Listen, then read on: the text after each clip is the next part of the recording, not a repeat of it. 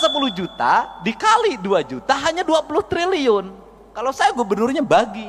Total APBD gabungan antara provinsi dan seluruh kabupaten kota se-Jawa Barat sekitar 180 triliun. Tapi, tahukah kamu, penduduk miskin di Jawa Barat tercatat sebanyak 3,8 juta jiwa. Kalau kita bayangkan, tiap orang miskin diberi bantuan langsung sebesar 10 juta rupiah, maka hanya dibutuhkan 38 triliun rupiah saja. 38 triliun rupiah itu cuma 21% dari total APBD se-Jawa Barat. Artinya, secara anggaran, sangat mungkin untuk serius mengurangi kemiskinan. Uangnya ada, tinggal soal keberpihakan dan kemauan politik. Jadi pertanyaannya, apakah bisa Kang Deddy Mulyadi? Ayo Kang Deddy Mulyadi, Jabar Istimewa.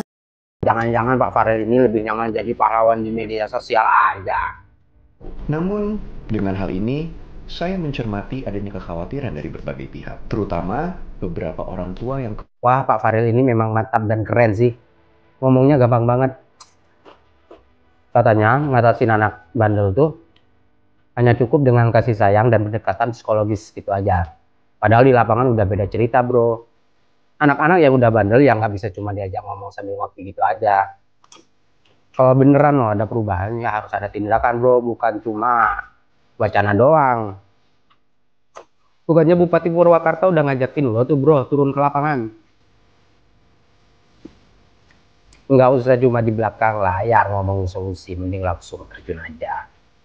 Siapa tahu bisa belajar sedikit soal kedisiplinan. Atau jangan-jangan cuma nyaman di kursi empuk DPR, terus komentarin program tanpa ngerti situasinya. Nanti kalau udah coba, bisa deh cerita ke kita soal kasih sayang yang berhasil bikin anak nakal berubah. Atau jangan-jangan Pak Farel ini lebih nyaman jadi pahlawan di media sosial aja, daripada beneran ambil tindakan nyata.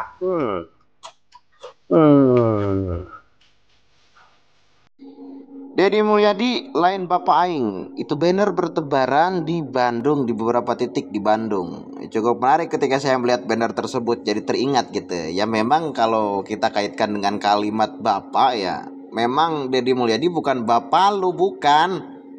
Ya bukan, Bapak gue juga bukan gitu. Deddy Mulyadi itu bapaknya Nyihyang. Kalau lo mau paksain Deddy Mulyadi harus mengakui lu sebagai anaknya, nggak bisa. Ya kan? Gak bisa. Gue juga gak mau ngaku sebagai anaknya Deddy Mulyadi gitu loh, maksud gue. Ya kan? Kalau Nyinyang baru itu pantas karena memang anaknya. Nah kalau lo mau diakui sebagai anaknya, lu siapa ya? Segera pasang banner bertuliskan Deddy Mulyadi lain Bapak Aing. Ya memang bukan, Bapak lu bukan, Bapak gue juga bukan. Dia sebagai gubernur Jabar.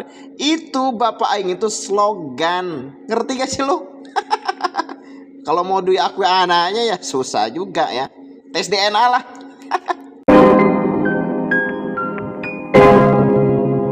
Yo guys, balik lagi seperti biasa. Oke Kevin, kita bahas lagi seperti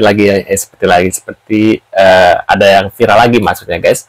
Nah, Ono Surono minta KDN kembalikan 1,7 triliun guys ban ke kota kabupaten se-Jabar guys. Wah, seperti apa ya? Kita lihat beritanya, nanti ada juga dari viral ya. Kita lihat bareng-bareng. Ada yang lagi viral lagi nih masalah Kang Deddy Mulyadi. Yang Wakil Ketua DPRD Jawa Barat, Mang Ono namanya. Dia mengkritik kebijakan Kang Deddy Mulyadi yang memangkas anggaran 1,7 triliun menjadi 500 miliar untuk bantuan kota dan kabupaten se-Jawa Barat. Ini saya nggak ngerti nih, kok ada ya? Padahal kan harusnya kan provinsi dan DPRD Jawa Barat kan harusnya berjalan beriringan. Nih ini provinsi-provinsi lain juga loh pada kagum sama Kang Deddy. Lain nih orang-orang internal, orang-orang yang Jawa Barat malah berisik, apalagi beliau adalah seorang wakil ketua DPRD provinsi Jawa Barat. Bingung ini. Kata Mang Ono nih katanya Mang Deddy ini mencoret-coret nggak jelas nih masalah anggaran. Kang Deddy Mulyadi memangkas anggaran dari 1,7 triliun menjadi 500 miliar itu bukan tanpa dasar. Pasti Kang Deddy Mulyadi ini tahu. Ini uang ini aud-audan nggak jelas nih. Nggak jelas nih uang ini. Ya, jadi buat Mang Ono, waduh tolonglah ya provinsi-provinsi lain juga bangga loh sama Kang Deddy. Lah ini berisik sendiri. Mang Ono mau kumaha sih? Coba sih istighfar Mang Ono, istighfar. Jadi serang ku netizen tuh. Beak apa media sosial Mang Ono. Di Instagram, di TikTok, di Facebook, di YouTube. Beak Mang Ono. Nih, waspada begal guys. Tempat yang gue lewatin beberapa minggu yang lalu bro. Halo bro, gue mau sedikit cerita nih. tentang kejadian yang gue alamin beberapa minggu yang lalu. Gue baru sempat bikin VT-nya hari ini. Singkat ceritanya gini bro, sepulangnya gue dari tempat temen gue di Lodan Ancol, kalau nggak salah itu gue ketiduran. Gue ngobrol, ngopi-ngopi, tahu-tahu ketiduran sampai jam 4 pagi. Dan ketika gue mau pamit, gue balik nih. Tadinya mau lewat flyover Ancol, tapi nggak berani bro, karena sepi, pasti rawan begal.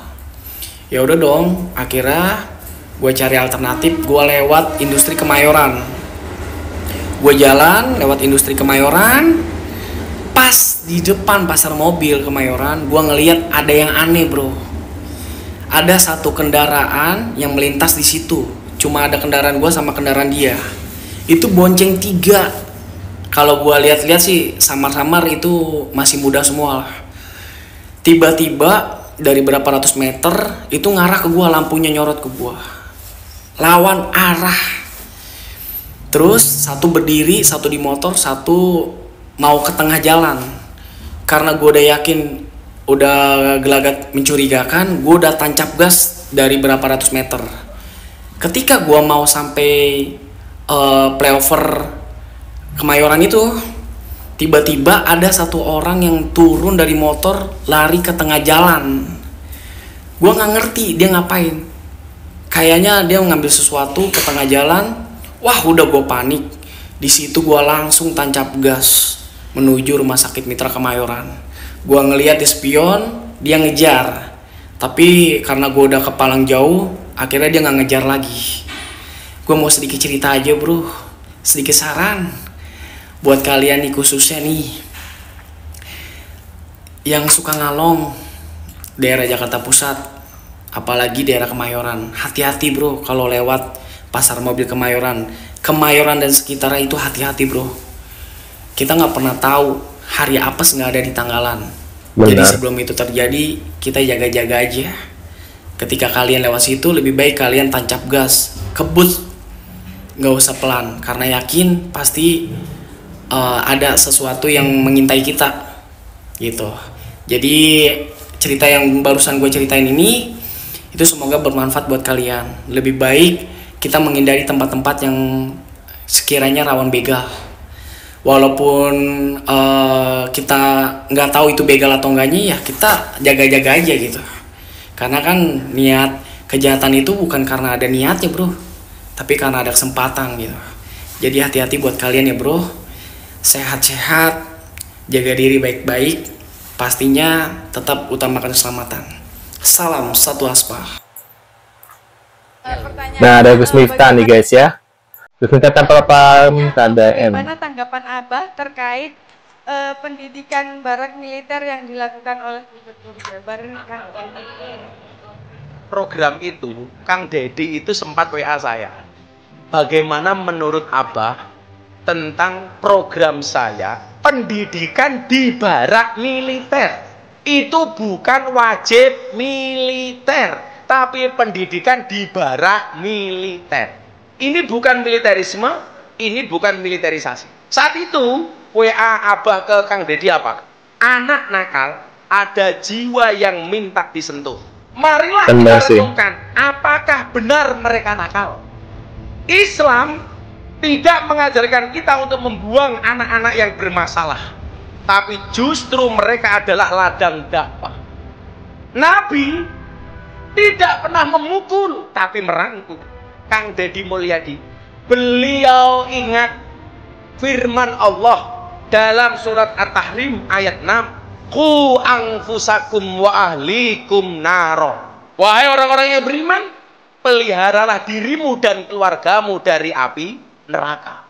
Lebih lanjut, saya memahami seorang KDM ini mengerti hadisnya Nabi. Tiap kamu adalah pemimpin, dan setiap pemimpin akan dimintai pertanggungjawaban atas kepemimpinannya. Benar sih, pendapat ya.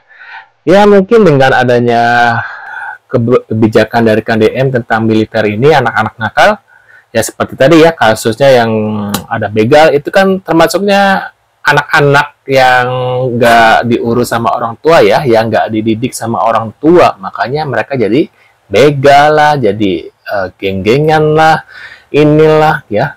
Dan aku setuju banget dengan Kang Deddy gitu ya. Nah, kita lihat lagi ada apa lagi guys. Nah, anak kelas 1 SD dan di tempat tahun berjualan. Kang Deddy support kakaknya. Di sini geser di sini ya, biar nggak ganggu orang. Jualan apa sih? Bisa.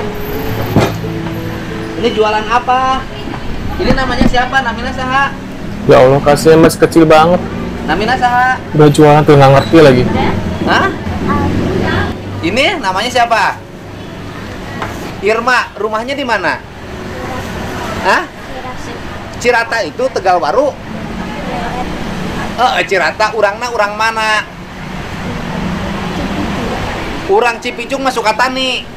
Kesini sama siapa? Ini anak masih anak-anak loh. Kakaknya mana? Mana kakaknya? Ini masih anak. Iya tuh kira-kira Cipicung, jauh. Jauh jalan kaki, kasihan banget. Mana? Mana yang panggil? Pak, ada panggil, carimu. Ini masih anak-anak, bahaya kalau ini nggak boleh. Ini bagus jualan gini, tapi ini berbahaya. Karena jarak dari rumah ke sininya 20 km, dan rumahnya jauh, Cipicung dekat gunung. Ini jualan ini buatan siapa? Ini buatan mama apa beli di toko? Hah? Nah, ini beli di toko. Ini bukan jualan. Ini nggak boleh. Mungkin Pak, ini pasti ada yang nganter. Nggak mungkin. Anak segede gini perjalanan dari Sukatani ke sini dari pertama ngebohong dia bilang Cirata, habis itu bilang Pleret, habis itu bilang Cipicung, ya kan? Berarti udah diajarin tuh sama kakaknya. Nah, ini kakaknya guys. Gaya begini adikmu lihat.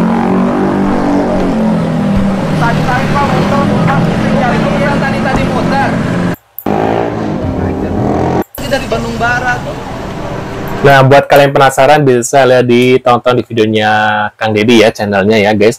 Dan aku lihat ya videonya itu ternyata ini punya keluarganya banyak guys, dan ibunya lagi mengandung lagi guys. Gila sih, bener kata Kang Deddy ya, harus namanya vasektomi karena ya seperti ini ya.